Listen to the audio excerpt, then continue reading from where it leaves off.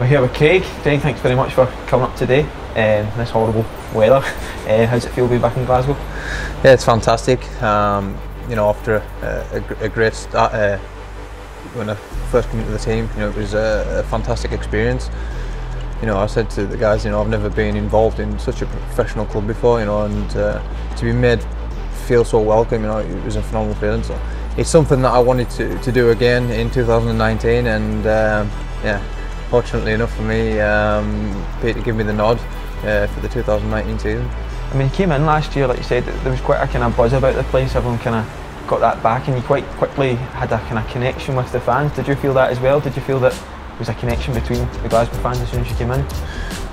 Yeah, absolutely, and it's something that I've said before. I think the fans up north are very, very genuine, and obviously I read the 5 years with Edinburgh, and the sportsmanship between the two clubs is always a phenomenal thing to be involved in. So to be involved in that again, it's fantastic, and hopefully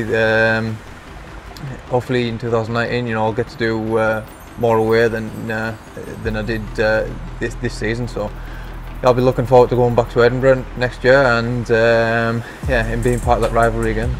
Hopefully getting a win.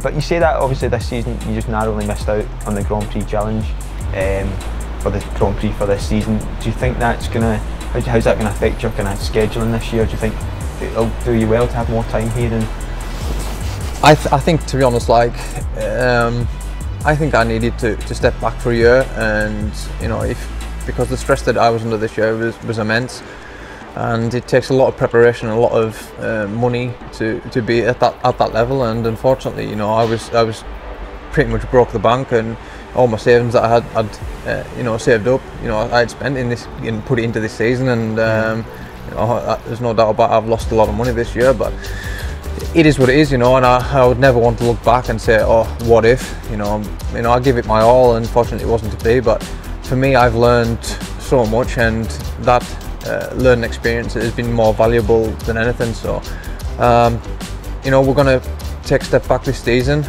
put everything I've learned this season, and hopefully have a great season in the UK, and hopefully get back to the Grand Prix qualifiers and qualify for 2020. Yeah, you've seen all your 2020 vision for your support group and stuff like that. Is that your ultimate goal this season, to get back into that for next year?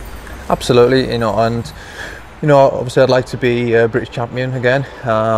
If we get that, if we win the British Championship and get the wild card back to Cardiff, and then if everything goes the way I know it can go, there's no reason why I can't go out there and mix it up again like I did in Cardiff this year. And like I've said numerous times, I know there's so much more to come from me. So if I put everything into it over the off season and get out, the 100% Craig Cook that I know that can come out, instead of the 85% that I'm showing, then there's no reason why I can't go to Cardiff and places like that and mix it up next year and get back in the Grand Prix. And you said yourself you had a bit of a learning curve this year, but you noticed when you came in this season, it was maybe you gave other riders a sort of push as well, and everyone kind of seemed to learn off you. Is that something that you pride yourself in doing, helping younger riders and stuff like that come through? Yeah, absolutely. It's difficult at times, because especially with the younger riders, it's not about what I say to them, it's their belief in themselves and the confidence. And to an extent, Speedway is a confidence game until you get to like the top level, where the riders are searching for just that little bit extra all of the time. At that top level, it's 1% here, 1% there. It's small, very small margins. Where at Jack Thomas, for example, this year, it was just confidence with him, and it's great to go in and give him a pat on the back and see him pull out some fantastic meetings this year. And I think he grew in confidence towards the end of the season, and he showed some great results. Yeah, the off season now. What do you do whenever the season finishes, when all the end of season dance and all the other meetings are out the way? What is it that you do over the winter? In the past, I've done an awful lot of training and worked extremely hard and probably put too much pressure on myself. So for 2019 leading up towards 2019, now I'll be probably doing a little bit less training than what I was. Taking a little bit of pressure off myself, trying to enjoy myself a little bit more. Absolutely. Trying to be under as less stress as possible, because in the past I've definitely put myself under too much pressure, and now I just want to just take a step back from everything and enjoy myself. I know I haven't got a massive amount on next year, and things are pretty much organised. We've had Ian Corcoran up, who's helping me manage everything. We've made a business plan with the whole perspective of my speedway, what goes on. Yeah. And we've come to, we've pretty much got everything in perspective now. Where we need to be, what needs to happen, and so yeah, everything's pretty much under control at the minute, and we're making good progress already at the end of the season for 2019.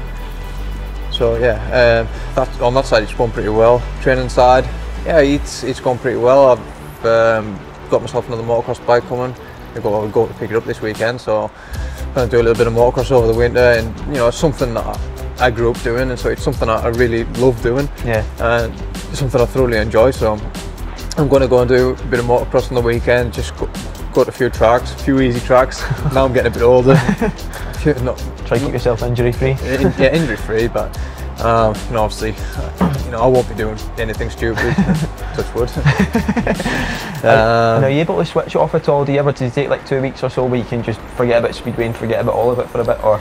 It never stops. Never ever stops. It never stops. Even at the weekends. I'm always getting phone calls. It never ever stops, unfortunately. But I guess that's the joys of being your own boss and having your own business. So, it is what it is, and as any successful businessman will tell you, there's no rest. You 7 days a week. So yeah, it is very stressful at times, and that's why I've tried to take a step back and just let things happen a bit more naturally. And with a bit more of a relaxed calendar, shall we say, this year, are you hoping to see maybe a bit more of Scotland when you're up? Yeah, I'd love to. It's somewhere my dad would like to see. So he's turning 60 next year, so we'll maybe treat just expose them for that. Yeah, we'll maybe treat him to a holiday in Scotland. So he'd love to come to Scotland and do a bit of exploring. So force a bit of haggis on him, maybe.